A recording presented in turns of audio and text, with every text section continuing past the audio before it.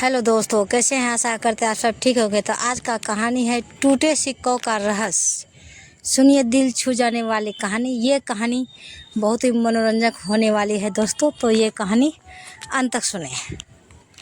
राजा कमल सिंह अपने सिंहासन पर विराजमान थे।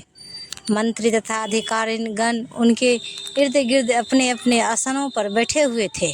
रियासत देवघर के बारे में चर्चा हो रही थी।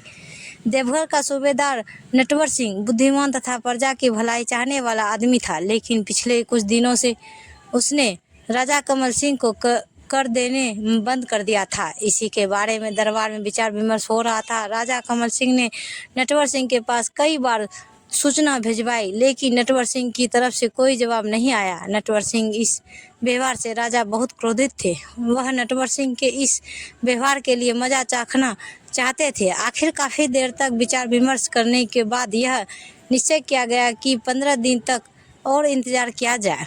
इसी बीच अगर नटवर सिंह ने कर जमा कर दिया तो ठीक, वरना उसके ऊपर आक्रमण करके उसे बंदी बना लिया जाएगा।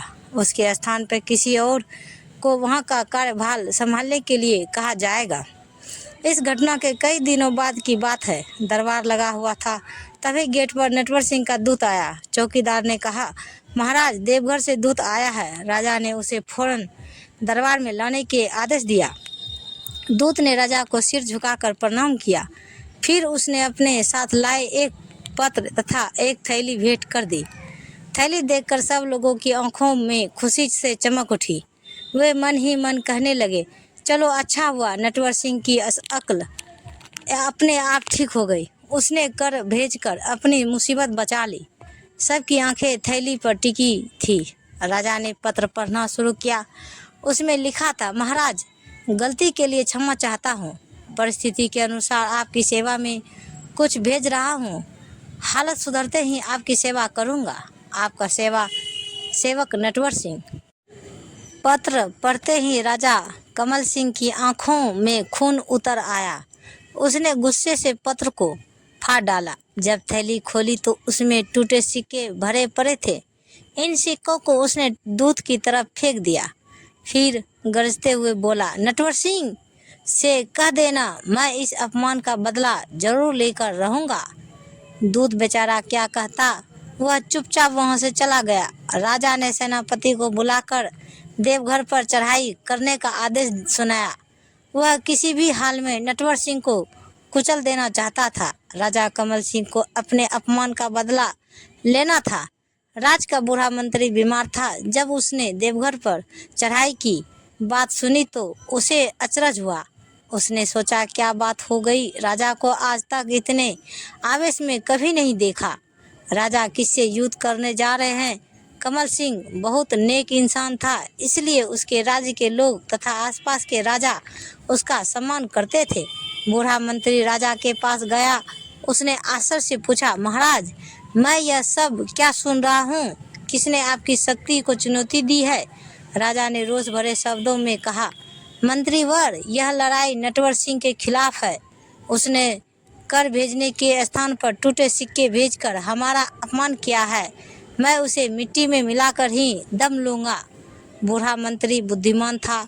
उसे समझते देर नहीं लगी कि मामला क्या है। नटवर सिंह द्वारा भेजे गए टूटे सिक्कों का रहस्य वह समझ गया था। उसने कहा, महाराज, बिना सोचे समझे कोई कदम उठाना ठीक नहीं है। इसे व्यर्थ का खून खराबा होगा। नटवर सिंह बहुत अच्छा आदमी है। उसने टूटे सिक्के भेजकर अपनी रियासत की डगमगाते हुए आर्थिक स्थिति की ओर इशारा किया है। इस समय वह स्थिति में नहीं है कि आपको कर दे सके, इसलिए उसने टूटे सिक्के भेजे हैं। सिक्कों से ही कोष की वास्तविकता का पता लगता है। राजा को अभी भी मंत्री के बातों का विश्वास नहीं हो रहा था। उसने अपनी शंका प्रकट करते हुए कहा, मंत्रीवर, मैं इसकी जांच करूंगा, तब विश्वास होगा। राजा ने देवघर का पता लगाने के लिए विशेष जासूस भेज दिए। कुछ ही दिन बाद जासूसों ने लौटकर खबर दी, महाराज, देवघर की प्रजा बड़े संकट में अपना जीवन व्यतीत कर रहे हैं। चारों तरफ बाढ़ से लोग त्राही त्राही कर रहे हैं। नटवर सिंह को अपना होश नहीं है। अपनी सामर्थ्य के अनुसार वह प्रजा की सहायता करने में जुटा हुआ है। राजा कमल सिंह की सारी गलतफहमी दूर हो गई। इसका सारा श्रेय बूढ़े मंत्री को जाता था। वह मंत्री की सूझबूझ की प्रशंसा किए बिना नहीं रह सका। राजा ने देवगढ़ की स्थिति को ध्यान में रखते हुए उसने खाद्य सामग्री और बहुत सा रुपया सहायता के रूप में भिजवा दिया। नैतिक सीख। बिना सोचे समझे गुस्से में आकर लिया गया फैसला खुद को और दूसरों को भी नुकसान पहुंचाता है। तो दोस्तों, तो कहानी यहीं समाप्त की जाती है। तो प्रेम से बोलिए जय माता दी, हर हर महादेव। तो दोस्तों, ये कहानी आप सबको कैसी लगी दोस्तों, कमेंट बॉक्स में हमें ज़रूर बताइए।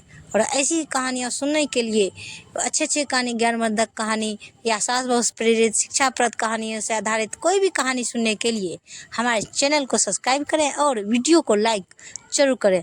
तो धन्यवाद दोस्तों, मिलते हैं अगले वीडियो के साथ। तब तक बाय बाय दोस्तों, जय हिंद।